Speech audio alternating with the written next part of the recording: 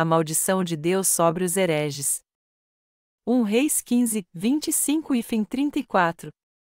Nadab, filho de Jeroboão, começou a reinar sobre Israel no segundo ano de Asa, rei de Judá, e reinou sobre Israel 2 anos. Fez o que era mal aos olhos do Senhor, e andou nos caminhos de seu pai, e no seu pecado com que tinha feito Israel pecar. Conspirou contra ele Baasa, filho de Aías, da casa de Sacar, e o feriu em Gibeton, que era dos filisteus, quando Nadab e todo Israel cercavam a Gibeton. Matou Baasa no 3º ano de Asa, rei de Judá, e reinou em seu lugar. Logo que começou a reinar, matou a toda a casa de Jeroboão. A ninguém de Jeroboão que tivesse fôlego deixou de destruir, conforme a palavra do Senhor dada por intermédio de seu servo Aías, o silonita, por causa dos pecados que Jeroboão cometera, e pelos que fizera Israel cometer, e por causa da provocação com que provocara a ira o Senhor Deus de Israel. Quanto ao restante dos atos de Nadab, e tudo quanto fez, porventura não está escrito no livro das crônicas dos reis de Israel. Houve guerra entre Asa e Baasa, rei de Israel, todos os seus dias. No 3º ano de Asa, rei de Judá, Baasa, filho de Aías, começou a reinar sobre todo Israel em Tirza, e reinou 24 anos. Fez o que era mal aos olhos do Senhor, e andou no caminho de Jeroboão e no seu pecado com que tinha feito Israel pecar. Os hereges são amaldiçoados por gerações. O nome do filho de Jeroboão era Nadab. Mas embora ele tenha sucedido seu pai no trono de Israel, ele foi assassinado por um de seus servos e toda a sua família foi destruída. Já que o rei Nadab fez o que era mal aos olhos de Jeová e andou pelo caminho de seu pai, a maldição e a morte continuaram em cada geração na casa de Jeroboão. Quando o rei Nadab, filho de Jeroboão, estava em guerra contra a cidade de Gibeton, um dos seus oficiais chamado Baasa conspirou contra ele, o matou e reinou em seu lugar. Quando Baasa se tornou rei de Israel, ele matou toda a família de Jeroboão e não deixou ninguém vivo. Jeová havia profetizado a destruição da família de Jeroboão por meio do profeta Aías, e tudo aconteceu exatamente como ele disse. A Bíblia nos mostra que tudo que Deus disse a estes reis através dos seus profetas se cumpriu.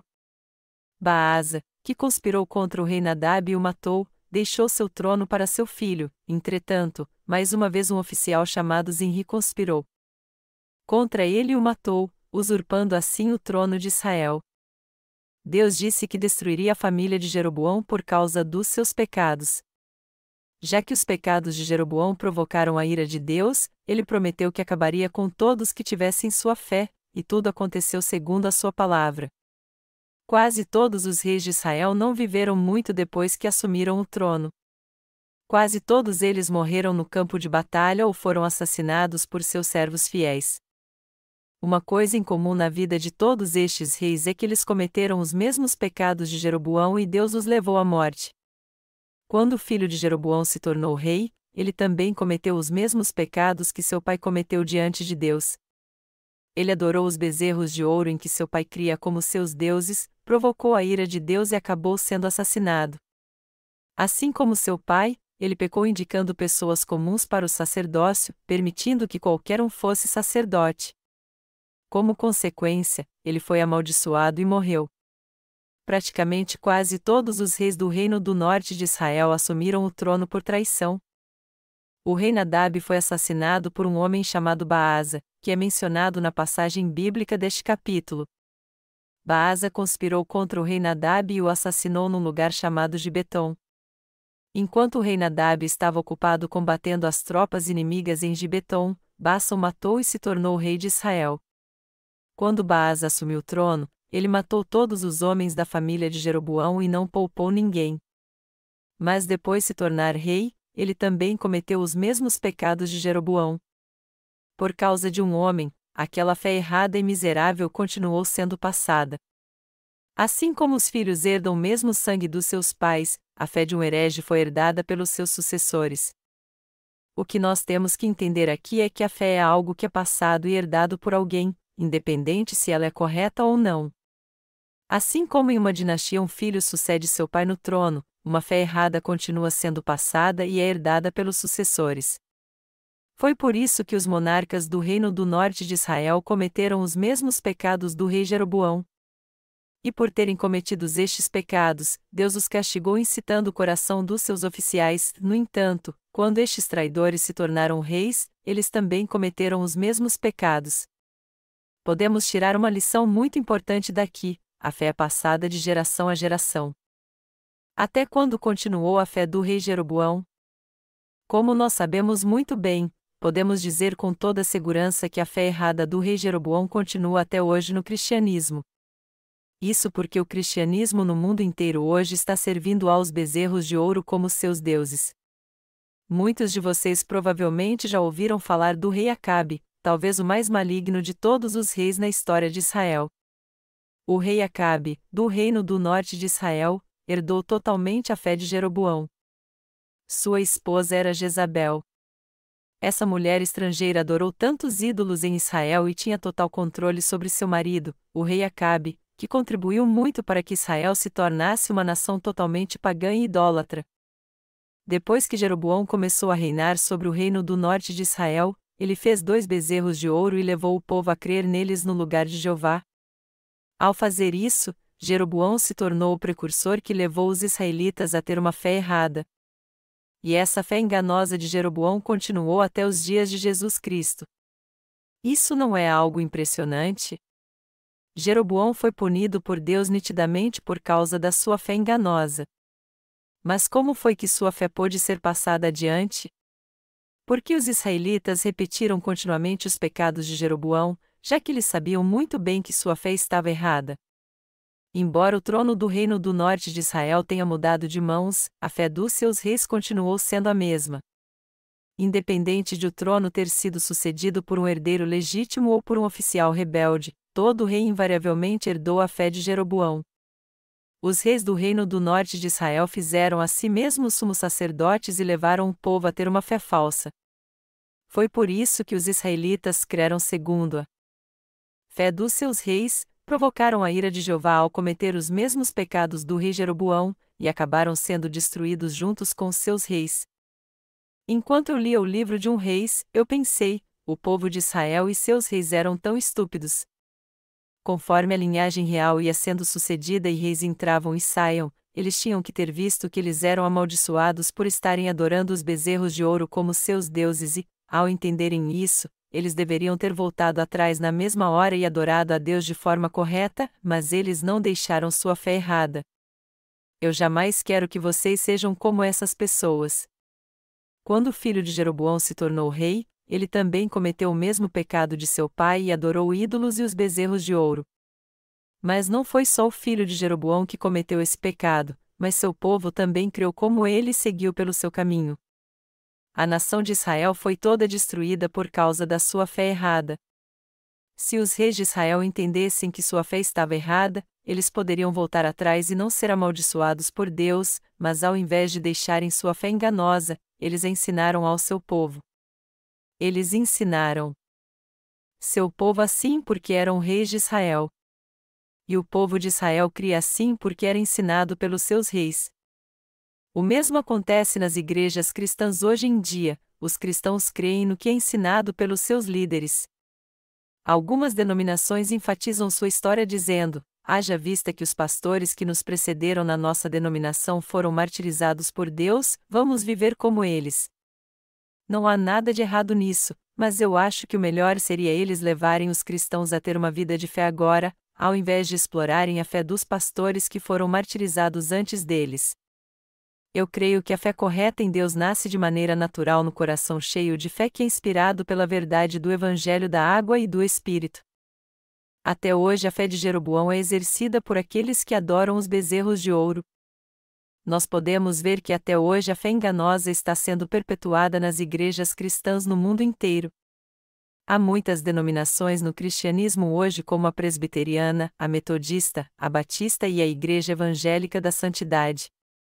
A Igreja Evangélica da Santidade é uma denominação que está mais presente na Coreia, ela tem poucos membros em outros países. As principais denominações cristãs que têm um alcance global são a presbiteriana, a metodista, a batista, a luterana e algumas outras. A predominância destas denominações dá-se principalmente ao fato de elas terem sido fundadas por famosos teólogos. John Wesley, fundador da Igreja Metodista, foi um grande teólogo. O francês João Calvino foi um renomado teólogo que fundou a Igreja Presbiteriana. A Igreja Luterana também foi fundada por um famoso teólogo, Martinho Lutero. Todos eles foram homens de grandes realizações. No entanto, apesar de parecer que há muitos grandes teólogos nas igrejas cristãs em todo o mundo, se você olhar mais atentamente você verá que eles não são muitos realmente. No século XX, muitas denominações nasceram devido ao movimento pentecostal. As denominações se afiliaram a este movimento carismático que dá mais importância aos sinais e milagres, tudo isso a fim de resgatar a fé da igreja primitiva. E seus seguidores creem que assim como os milagres de Deus aconteceram na época da igreja primitiva, eles continuam acontecendo na nossa vida até hoje. Os primeiros seguidores do movimento carismático acreditavam que o dom de curas, a capacidade de falar em línguas e outros fenômenos místicos que aconteciam com eles era obra de Deus, e, por esse motivo, eles se reuniram e fundaram sua própria denominação. Todavia, eles não tinham nenhum líder que pudesse discernir de maneira correta se estes dons como falar em línguas, ficar com o corpo todo tremendo e curar eram realmente de Deus ou não. Então, eles criam cegamente que todas estas obras eram de Deus, já que todos eles estavam certos de que o movimento pentecostal era de fato obra de Deus. Por essa razão, ao invés de examinar sua fé para ver se ela era correta ou não, tudo o que eles fizeram foi seguir a Deus assim. E como esse tipo de fé foi passado até hoje, nós agora vemos que seus seguidores estão adorando os bezerros de ouro. Este é o veredicto a que chegamos quando analisamos isso em detalhes. Contudo, esse tipo de fé que foi passado não está limitado apenas à Igreja Pentecostal. Veja as outras denominações. Ela está presente em todas as denominações. O que João Wesley pregou foi um evangelismo social. Ele enfatizou o conceito de um evangelismo social dizendo: o Evangelho de Cristo não conhece outra religião senão a social, nenhuma santidade a não ser a santidade social. Em suma, este Evangelho é chamado de cristianização da sociedade. Por isso, a Igreja Metodista hoje em dia dedica todos os seus esforços para confirmar a fé dos seus teólogos. Então, o interesse da Igreja Metodista está na reforma social. É por isso que ela está engajada em diversas obras de caridade e honram aqueles que estão à frente destes movimentos. Por outro lado, os teólogos presbiterianos são preparados com os ensinamentos de João Calvino, que cria na teoria da predestinação. Qual é o conceito da teoria da predestinação? A Bíblia diz: pois nos elegeu nele antes da fundação do mundo, para sermos santos e irrepreensíveis diante dele. Em amor nos predestinou para sermos filhos de adoção por Jesus Cristo, para si mesmo, segundo o beneplácito da sua vontade. Efésios 1, 4 e 5. Esta passagem quer dizer que Deus já havia predestinado à salvação aqueles que creem no Evangelho da água e do Espírito, o Evangelho pelo qual Jesus Cristo apagou todos os nossos pecados. Contudo, a teoria da predestinação de Calvino declara: aqueles que estão predestinados à salvação crerão em Jesus como seu Salvador de uma forma ou de outra, mas aqueles que não estão predestinados não crerão de modo algum. Mas essa é a verdadeira predestinação de Deus? Não. E o pior é que aqueles que seguem tais teólogos herdam tais crenças. A Igreja Luterana herdou a fé intacta de Lutero e sua fé continua a ser propagada. Por isso, se algum fundador de uma denominação crer de modo errado, sua fé é transmitida e todos que seguirem seus passos serão automaticamente amaldiçoados. É por isso que temos que ficar do lado certo quando se trata de crer em Deus. Eu busquei muito entender como o povo de Israel pôde continuar perpetuando a fé de Jeroboão por milhares de anos. Antes disso, sempre que eu lia o Antigo Testamento eu achava que a causa disso eram os pecados dos israelitas, que por 70 anos foram escravos na Babilônia, mas depois eu entendi que todo o sofrimento do povo de Israel era devido à fé de Jeroboão. Tudo que os israelitas tinham que fazer era deixar a fé errada do rei Jeroboão que foi perpetuada por seus reis e descendentes, mas eles não fizeram isso e continuaram tendo essa fé. O povo de Israel cria que se eles se dobrassem diante da estátua de Astarote, deusa da fertilidade, de alguma forma seus descendentes iriam prosperar.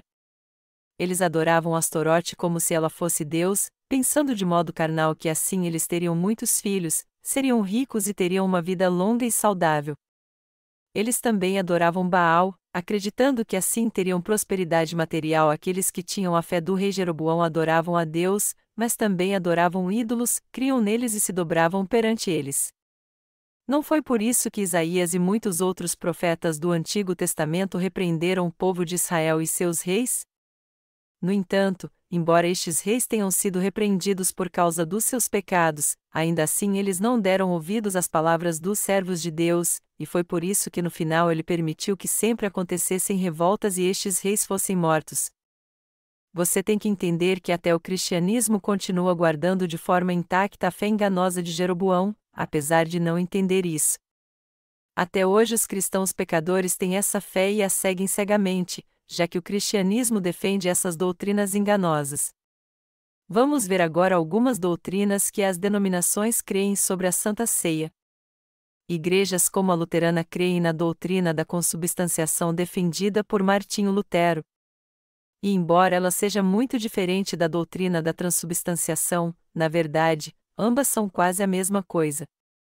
A doutrina da transubstanciação afirma que quando nós tomamos a Santa Ceia, o vinho e o pão se transformam no sangue e no corpo de Jesus respectivamente.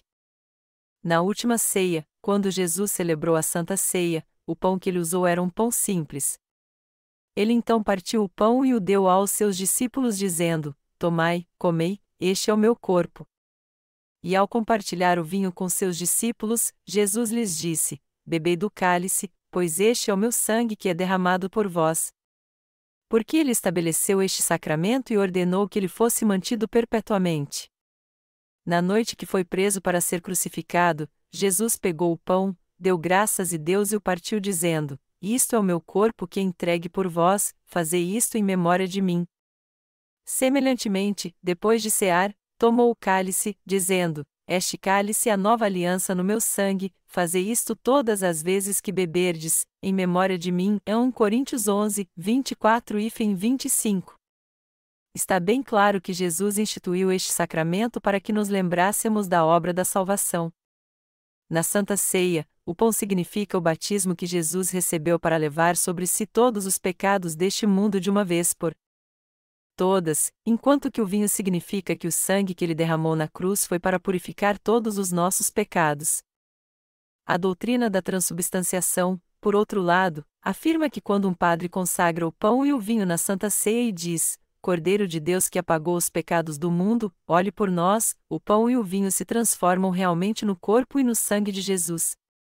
Melhor dizendo, essa doutrina afirma que quando um padre ora assim, o pão e o vinho se transformam de fato no corpo e no sangue de Jesus e, por isso, todo aquele que come deste pão, come o corpo de Jesus, e todo aquele que bebe deste vinho, bebe o sangue de Jesus.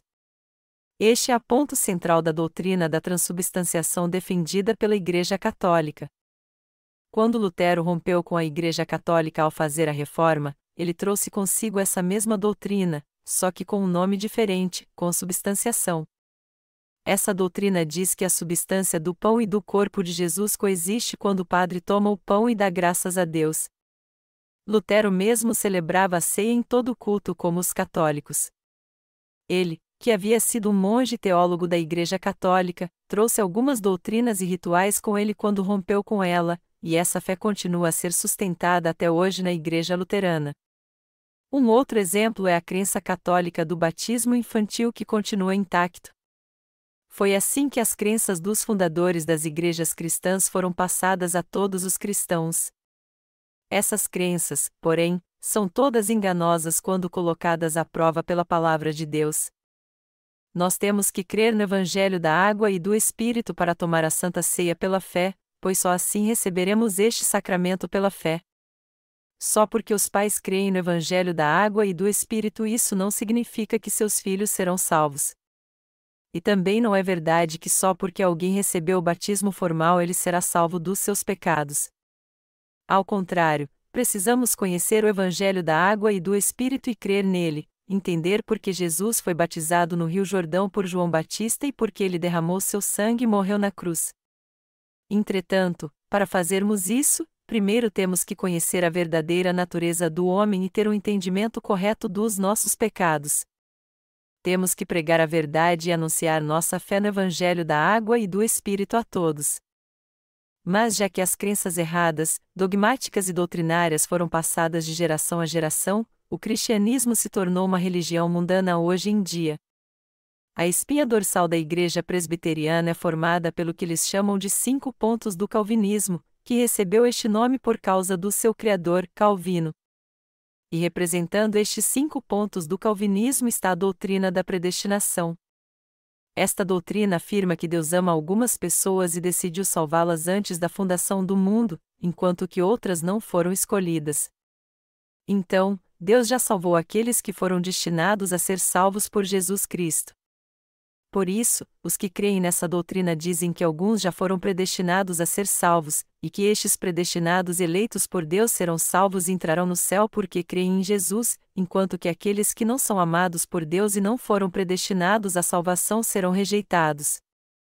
Essas crenças doutrinárias continuam sendo passadas no cristianismo até hoje. E é assim que a fé dos reformadores religiosos tem sido mantida até hoje também. A questão, então, é se estes reformados conheciam ou não o Evangelho da água e do Espírito naquela época. Se eles não o conheciam e só pregavam o meio Evangelho, os cristãos atuais que herdaram sua fé inevitavelmente só creem neste Evangelho. E como isso traz consequências terríveis. Você pode entender que seguir este meio Evangelho é o mesmo que seguir os pecados que Jeroboão cometeu no Antigo Testamento? Quantas tragédias isso ocasiona! A fé de Abraão não foi passada continuamente ao povo de Israel? De Abraão vieram Isaque e Jacó, e a nação de Israel foi formada pelos 12 filhos de Jacó. Eles guardaram a fé dos seus antepassados, apesar de terem passado por muitas tribulações. Os profetas reinaram em Israel até os dias de Samuel. Após a morte de Samuel, seus filhos deveriam sucedê-lo como servos de Deus, mas como eles não andaram nos seus caminhos, o povo de Israel pediu a Deus que lhes desse um rei. Então, Deus instituiu a monarquia em Israel e seu primeiro rei foi Saul. Mas Deus não se agradou de Saul, era Davi que ele queria. Por isso, Deus fez Davi rei e a teocracia foi restaurada naqueles dias. Quando assumiu o trono, Davi reinou em Israel com sabedoria, estabeleceu a família de Arão para o sacerdócio e criou divisões entre os sacerdotes. E após ter organizado a ordem espiritual de maneira correta, Davi passou o trono a Salomão. Porém, a tragédia começou quando Salomão assumiu o trono. Ao assumir o trono, Salomão tomou mulheres estrangeiras como suas esposas e sua fé foi totalmente corrompida. Ídolos estranhos foram introduzidos em Israel de modo desordenado durante seu reinado. Altos dedicados aos ídolos surgiram em todo Israel e o povo começou a se dobrar perante estes ídolos. Após a morte de Salomão, seu filho Roboão se tornou rei, mas ele também adorou os ídolos como seu pai. E pelo fato de seu pai, o rei Salomão, ter cometido muitos pecados, Deus tirou dele 10 tribos e as deu a Jeroboão, tornando-o governante do novo reino. Mas o que Jeroboão fez depois de se tornar o primeiro rei do Reino do Norte? Para proteger seu trono, ele criou um plano maligno para aplacar seu medo de que o povo de Israel voltasse para o rei Roboão, do Reino do Sul. Ele fez 2 bezerros de ouro e os colocou em Dan e Betel. Então, ele fez com que seu povo os adorasse. Ele mudou a data do dia da expiação do 10º dia do 7º mês para o 15º dia do 8º mês, e também instituiu sacerdotes das pessoas comuns entre o povo que não eram descendentes de Levi. O povo de Israel acabou substituindo Jeová pelos bezerros de ouro. Este pecado horrendo de idolatria foi perpetuado pelos outros reis de Israel e seguidos pelo povo. E todos eles seguiram os pecados de Jeroboão. Foi por isso que os líderes se desviaram e pereceram tanto física quanto espiritualmente. Embora o povo de Israel tentasse ser fiel a Deus, eles não conseguiam deixar sua fé falsa pelas suas próprias forças. Hoje em dia, aqueles que creem no Evangelho da água e do Espírito podem dizer que todo evangelho que não é o Evangelho da água e do Espírito é um evangelho falso, pois nós podemos discernir a fé falsa da verdadeira. Todavia, durante o reinado de Jeroboão, os israelitas não tinham como deixar de acreditar na palavra dos seus líderes e segui-los, pois eles eram espiritualmente cegos. Foi por isso que o povo de Israel passou a adorar os ídolos. Os israelitas continuaram crendo de maneira errada porque o rei Jeroboão fez com que eles se desviassem e não crescem em Deus. E já que os reis que o sucedeu e o povo de Israel continuaram crendo assim, eles continuaram sendo amaldiçoados também. Até hoje, praticamente todos os cristãos creem de maneira errada segundo as doutrinas da sua denominação, e isso está acontecendo no mundo inteiro. Há uma comediante na Coreia que tem feito as pessoas rirem muito ultimamente, pois faz um programa humorístico na televisão fingindo ser a líder de uma religião que adora a obesidade. Sua representação é engraçada demais, e apesar de não saber imitá-la muito bem, eu vou tentar fazer isso agora. Ela começa sua participação assim quando ela entra em cena: fiquem longe de mim todos vocês que são magros. A era dos gordos acabou de chegar. Comam. Vocês antes eram magros, mas a partir de agora vocês serão gordos. Eu sou a líder dos adoradores da obesidade e meu nome é Onassilmanta, a salvadora dos magrelos deste mundo. Depois então ele diz o lema dos adoradores da obesidade assim: tenham parto natural, deem o leite materno. Tenham parto natural, deem o leite materno. Aí ela começa seu sermão dizendo: seu pecador magrelo. Hoje eu vou te abençoar. Coma. Se arrependa e coma. Você aí, gordinho sentado do lado dele, você já foi abençoado. Mas se você ainda não foi abençoado, eu vou pregar de novo. O texto sagrado de hoje está no livro da glutonaria. Eu quero pregar para vocês hoje e defender o Senhor Camarão, porque ele é inocente. Por ser muito educado, ele tentou acabar com a briga de duas baleias, mas ele acabou machucando as costas. Nota do editor: há um ditado na Coreia que diz: quando as baleias brigam, o camarão machuca as costas, e se refere àquele que se machuca quando tenta apartar uma briga. Mas o que nós fazemos? Nós não zombamos dele por causa dos seus olhos pequenos? Apesar disso, ele mostrou sua humildade e machucou as costas. E isso não é tudo. Para curar sua dor terrível nas costas, ele passou sal e farinha no corpo, colocou molho e se sacrificou para ser um coração frito. Aí ele preparou uma panela com óleo fervendo, pulou dentro dela e reencarnou como um camarão empanado tão delicioso que quando alguém o prova não consegue deixar de comê-lo. Você já comeu esse camarão empanado? Você já comeu hambúrguer de camarão? Ei, garçonete, você pode me trazer o molho num prato separado? Aí então ela canta: se você for dormir cansado de comer, eu vou te abençoar. Se você for dormir cansado de comer, eu vou te abençoar. Seus gordos, gordos. Agora eu tenho que ir embora.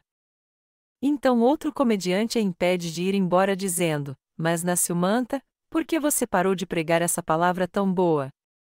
Aonde você vai? Eu vou acabar com todos os trens que não têm um vagão-restaurante. Quando olhamos para os cristãos hoje em dia, nós vemos que eles são um pouco diferentes dessa comédia. Embora eles saibam que Jesus foi crucificado para expiar os pecados do homem, eles não sabem que ele salvou de modo perfeito todos neste mundo do pecado e os fez filhos de Deus. Eles creem no Senhor superficialmente e não entendem que ele fez com que não tivéssemos mais nenhum pecado, até na nossa consciência. Embora haja muitas denominações cristãs que confessem crer em Jesus como seu Salvador, na maioria delas o evangelho que é pregado só tem fé no sacrifício que Jesus fez ao derramar seu sangue na cruz. É por isso que sua fé é a mesma, embora sejam de denominações diferentes. A fé que eles têm em comum crê que Jesus os ama e que ele foi crucificado para os salvar dos pecados do mundo. Eles afirmam que foram salvos através do sacrifício de Jesus na cruz. Mas apesar de afirmarem isso, seus pecados continuam intactos no seu coração. Mas se ainda existe pecado no seu coração, apesar de eles crerem em Jesus, isso não significa que sua fé está errada? Isso é ridículo. Não é um absurdo saber que ainda há pecado no seu coração, embora eles afirmem que Jesus foi crucificado para o salvar? O cristianismo hoje se tornou uma religião mundana que é motivo de piada, que não difere em nada do programa humorístico que eu citei acima. E a humorista que eu citei antes provavelmente deve ter feito parte de alguma igreja. Deve ser por isso que ela imita tão bem o jeito que os pastores pregam e arranca gargalhadas da sua plateia. Semana passada, ela iniciou seu sermão engraçado assim: hoje eu quero pregar para vocês na primeira epístola do Camarão, capítulo tal versículo tal. O senhor Camarão se sacrificou pulando numa frigideira para salvar os magrelos. Ele era tão humilde que nunca se exaltou na nossa presença. Mas e nós? Nós fomos humildes com ele? Não, ao invés de termos sido humildes, nós zombamos dele, logo ele que se sacrificou por nós. Isso não é uma piada da fé cristã pela qual Jesus nos salvou do pecado ao se sacrificar nessa terra por amor a nós? O que temos que ter certeza antes de seguirmos em frente é que, embora os cristãos em todo o mundo creiam em Jesus como seu Salvador, seus pecados ainda estão intactos no seu coração. E isso significa que o cristianismo se tornou uma religião mundana. A religião é um produto criado pelo homem. Os cristãos que creem em Jesus somente como uma religião veem seu ministério na terra em termos carnais e só creem no que podem entender.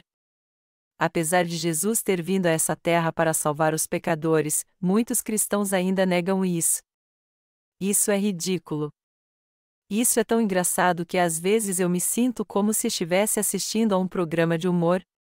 Como é que eles podem fazer as pessoas rirem desse jeito? Os líderes cristãos atuais são muito bons em fazer as pessoas rirem muito. Quando eles dizem à igreja: recebam as bênçãos de Deus, os seus membros gritam cegamente: Aleluia! Amém, eu creio. Eles enfatizam o sacrifício de Jesus afirmando que é possível ser salvo, crendo no seu sangue derramado na cruz e que aqueles que creem nele já foram salvos. Eles dizem que se alguém ofertar muito dinheiro à igreja, ele receberá muito mais bênçãos de Deus. O cristianismo hoje em dia se tornou uma religião mundana e absurda. Mas quem é responsável por tudo isso? Os líderes cristãos que adoram os bezerros de ouro. O que você está ouvindo agora é algo muito importante. Eu respeito os líderes cristãos como seres humanos. Todavia, no que diz respeito às coisas espirituais, eu digo a eles tudo o que está no meu coração. Certamente, os reformadores da era medieval realizaram mudanças muito importantes. Mas não está bem claro que, assim como a Igreja Católica naquela época se corrompeu, muitas igrejas cristãs hoje também se tornaram religiões mundanas? Seus ensinamentos não têm nada a ver com a Bíblia. E eles não são apenas um pouco diferentes das Escrituras, mas diferem totalmente delas.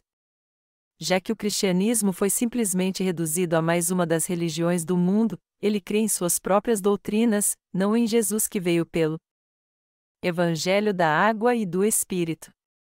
É bem verdade que os cristãos durante a Reforma procuraram reformar a Igreja e ter uma vida justa baseada na Palavra de Deus. E eles fizeram de tudo para estarem mais próximos a Jesus. Mas apesar disso, os cristãos atuais continuam levando uma vida mundana e religiosa, não uma vida de fé, pois estão adorando os bezerros de ouro. Qual a diferença entre católicos e protestantes hoje em dia, haja vista que ambos se tornaram uma religião mundana? Desde as suas atitudes à arquitetura de suas igrejas, eles têm muitas coisas em comum e muito similares. Você tem que entender que é algo muito sério o fato de o cristianismo atual ter caído no pecado de Jeroboão. No texto bíblico deste capítulo, um homem chamado Baasa matou o rei Nadab, filho de Jeroboão.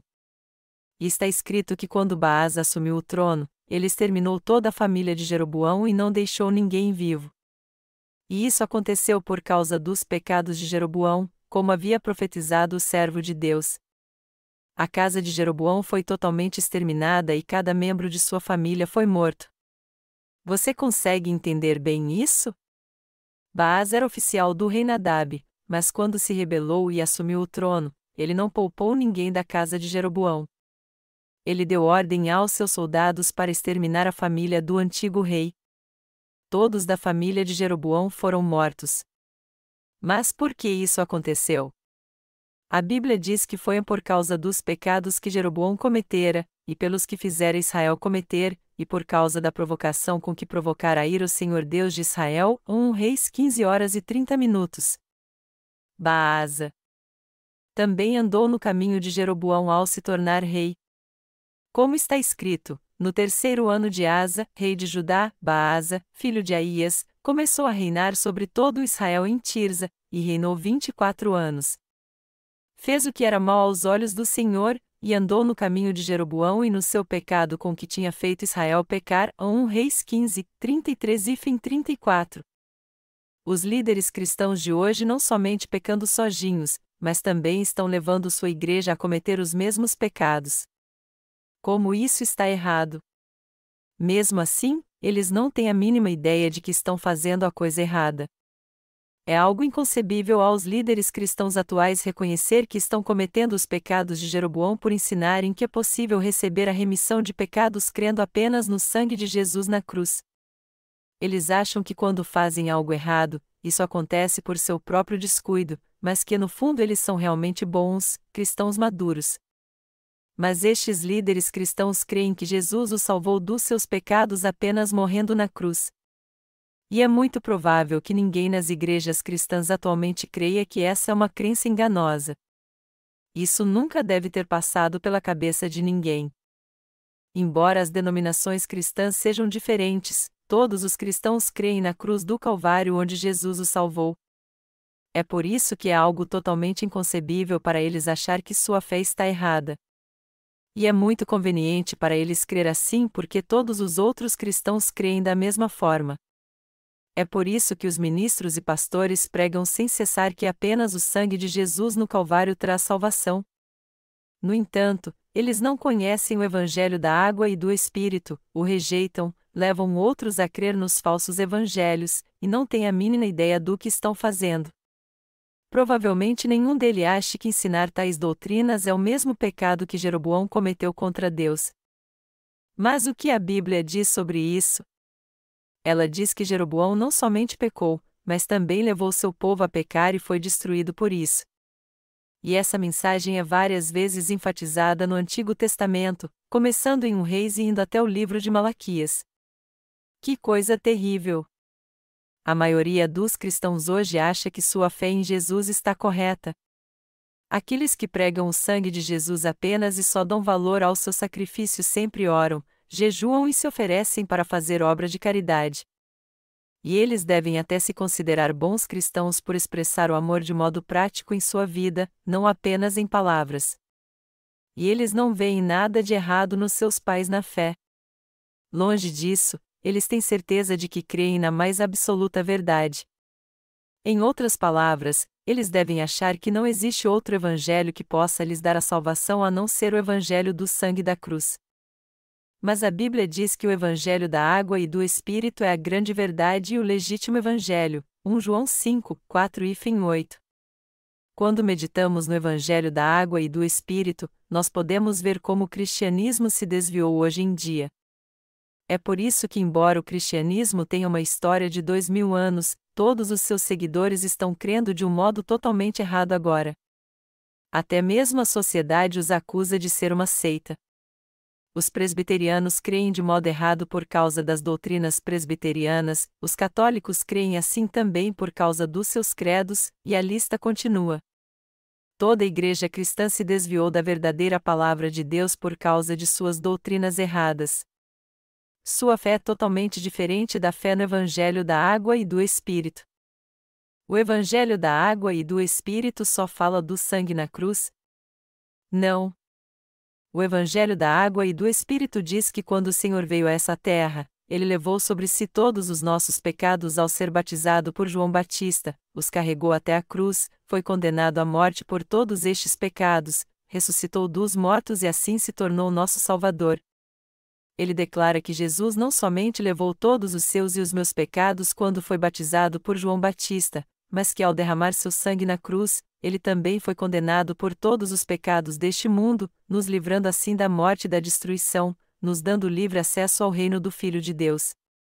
Essa é a verdade do Evangelho da Água e do Espírito de que a Bíblia fala. Os crentes no Evangelho da Água e do Espírito são as pessoas que nestes últimos dias foram abençoadas e receberam a graça da salvação de Deus. O cristianismo tem uma história longa, mas conturbada. E apesar de ele se gabar de ter uma história de 2000 anos, com o Edito de Milão assinado pelo imperador romano em 313 AD, ele entrou na Era das Trevas e foi dominado por quase 1000 anos pela Igreja Católica. E embora o protestantismo tenha surgido com a reforma do século XVI, mesmo depois disso as doutrinas cristãs continuaram totalmente distantes da justiça de Deus. O cristianismo atual não crê no Evangelho da Água e do Espírito e não conhece nada sobre ele. E também não podemos dizer que aqueles que têm levado uma vida de fé nas igrejas protestantes que nasceram da Reforma foram completamente libertos da fé católica. Tudo o que eles fizeram foi deixar a Igreja Católica. Além disso, todos eles ainda creem em vão pelo fato de adotarem uma doutrina errada onde a salvação é alcançada somente com o sangue da cruz, não com o Evangelho da Água e do Espírito. O problema, em outras palavras, é que eles só conhecem o sangue da cruz e não creem que Jesus levou todos os nossos pecados de uma vez por todas ao ser batizado por João Batista. E seus líderes não creem no Evangelho da Água e do Espírito e não o pregam também. Foi por isso que Calvino escreveu muitas orações de desespero em seus comentários, implorando que o Senhor perdoasse um pecador como ele. Por essa razão, ao invés de se tornarem justos por crerem em Jesus, os líderes cristãos estão se tornando cada vez mais pecadores. Quando pregam suas doutrinas cristãs, eles acabam enganando muitas pessoas. Por não conhecerem o Evangelho da Água e do Espírito, eles pregam a doutrina da santificação contínua, afirmando que é preciso se santificar aos poucos para se tornar sem pecado. Como consequência, os cristãos acabam achando que irão para o reino de Deus apesar de ainda terem pecado, porque creem em Jesus. E eles também acham que só Deus sabe quem será salvo ou não. Sua fé é uma herança falida que foi passada a eles pelos seus líderes que estão perdidos em meio à confusão e à escuridão. Eles estão levando uma vida de fé como herdeiros da doutrina da predestinação. Em outras palavras, não é na grande verdade que eles creem. Se os líderes cristãos de cada denominação creem de maneira errada, todos que estão debaixo da sua liderança não têm como não crer.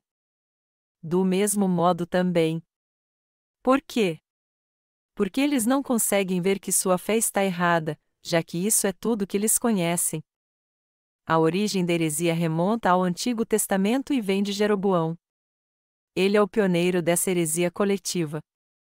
Foi nos dias de Jeroboão que a heresia surgiu, foi até o final do Antigo Testamento e continuou até os dias do Novo Testamento. Hoje, essa heresia coletiva é mantida pelos líderes denominacionais cuja fé é a mesma de Jeroboão. Mesmo após Jesus ter vindo a essa terra e nos salvado do pecado com o Evangelho da Água e do Espírito, o cristianismo continua corrompido até agora. É por isso que ele está mergulhado em tanta escuridão. O mundo todo é um abismo negro.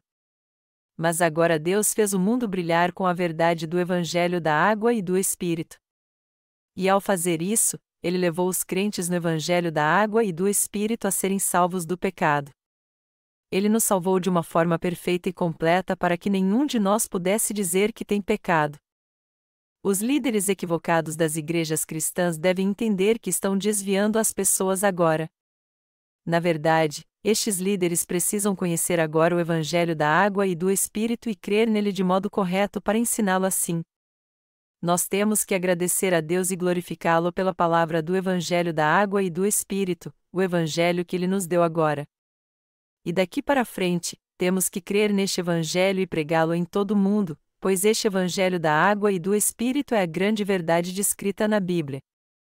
Os líderes cristãos atuais não conheçam o Evangelho da Água e do Espírito e creem cegamente nas doutrinas da sua denominação. Então, é impossível que eles conheçam o poder do Evangelho da Água e do Espírito. É por isso que temos que expor os pecados do seu coração baseados na palavra, e depois pregar o Evangelho da Água e do Espírito para eles dessa forma, há algum pecado na sua mente? Jesus tirou todos os pecados ao ser batizado. Ele os levou à cruz e morreu crucificado. Aí ele ressuscitou dos mortos e nos salvou de uma forma perfeita. Foi assim que Jesus apagou todos os seus pecados. Então, você ainda tem pecado ou todos eles desapareceram agora? Assim, os líderes cristãos em todo o mundo receberão a salvação, terão a fé correta, se tornarão obreiros do reino de Deus, viverão para o Evangelho e serão a colheita de Deus nos últimos dias. Se você estudar teologia superficialmente sem entender totalmente a história do cristianismo, você acabará se tornando um herege. Todos devem entender corretamente o Evangelho da água e do Espírito, a verdade do cristianismo. Apesar de a maioria dos cristãos achar que somente o Evangelho do sangue derramado na cruz do Calvário é o verdadeiro Evangelho, na verdade, o único e verdadeiro Evangelho é o Evangelho da água e do Espírito. A Bíblia testifica que apenas o Evangelho da água e do Espírito é a grande verdade. Como ela diz, que também agora, por uma verdadeira figura, o batismo, vos salva, o qual não é o despojamento da imundícia da carne, mas a indagação de uma boa consciência para com Deus, por meio da ressurreição de Jesus Cristo, 1 Pedro 3h21. O que este versículo quer dizer é que Jesus nos salvou de todos os nossos pecados de uma vez por todas ao vir essa terra, ser batizado, morrer na cruz e ressuscitar dos mortos para que pudéssemos ser purificados de todos os pecados da nossa consciência e atender ao chamado de Deus. Era assim que os apóstolos criam. A Bíblia deixa bem claro que Jesus nos salvou pela água, pelo sangue e pelo Espírito, 1 João 5, 3:8. Jesus mesmo disse: ninguém pode ver o reino de Deus se não nascer de novo, João 3, 2:7. O fato de termos de nascer de novo da água e do Espírito significa que só somos salvos dos nossos pecados se crermos que Jesus aceitou todos os pecados do mundo através do batismo que recebeu de João Batista, ao morrer na cruz, ao ressuscitar dos mortos e nos salvar assim. Só então poderemos nos tornar filhos de Deus e seus obreiros, desfrutar da vida eterna, de toda glória e esplendor junto com Deus no mundo vindouro. As pessoas creem nas doutrinas que são ensinadas na sua denominação porque não conhecem a verdade do Evangelho da água e do Espírito.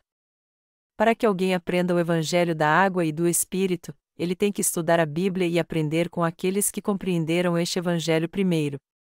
Você tem que estudar a Bíblia e aprender com aqueles que creram no Evangelho da água e do Espírito antes de você para que seus olhos espirituais sejam abertos. Eu sei perfeitamente que toda a Bíblia, tanto o Antigo quanto o Novo Testamento, fala do Evangelho da água e do Espírito. Foi Deus que me ensinou isso. Nós temos que estudar a história do cristianismo para vermos quando a fé no Evangelho da água e do Espírito foi corrompida, e se a fé dos cristãos atuais está realmente correta ou não. Caso eles não conheçam o Evangelho da água e do Espírito e creiam nele de modo correto, eles têm que crer nela agora então, antes que seja tarde demais. Os líderes têm que ser pessoas de fé e ter a mesma fé de Abraão. O conhecimento atual que temos do Evangelho da água e do Espírito nos foi ensinado pelos teólogos?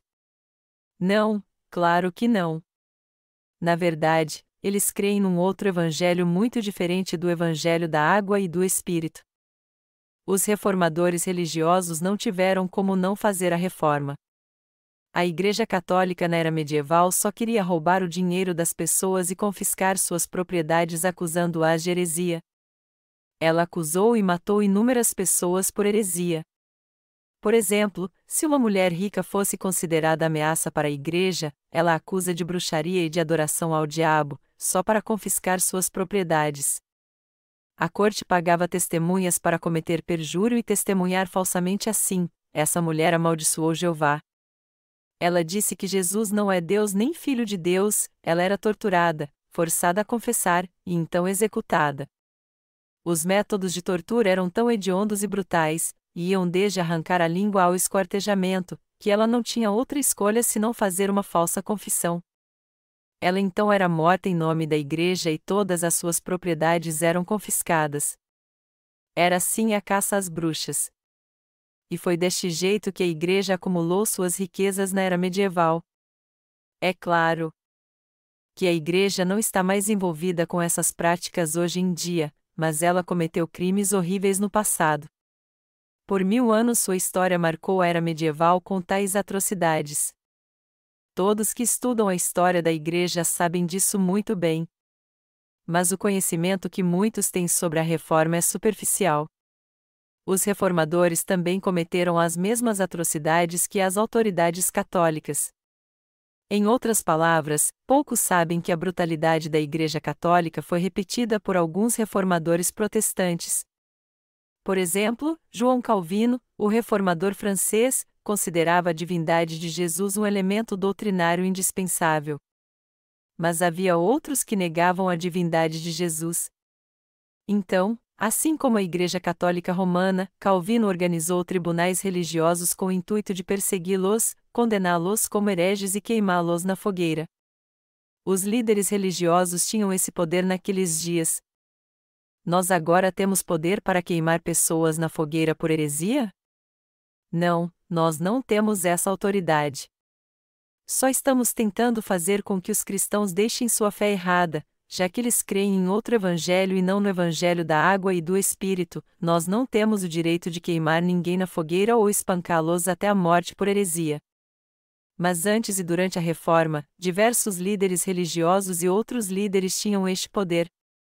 Mas é claro que hoje isso é algo impensável, pois agora vivemos pelas leis seculares, algo que não havia naqueles dias.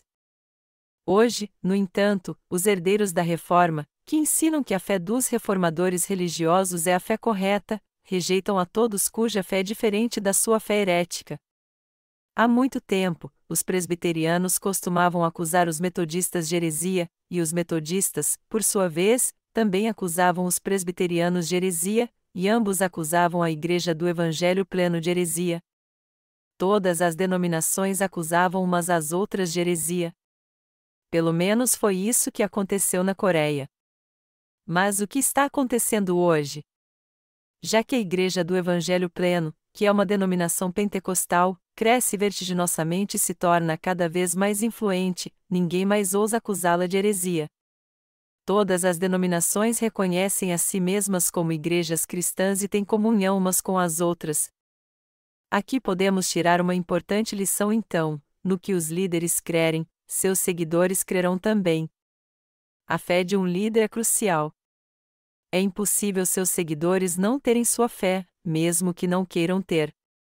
Então, se alguém tiver a fé errada dos seus pais na fé, seu destino é se tornar um herege também, mesmo que não queira.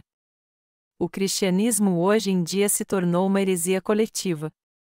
Portanto, todos nós sabemos muito bem que nosso chamado é fazer com que essas pessoas voltem para o lugar certo.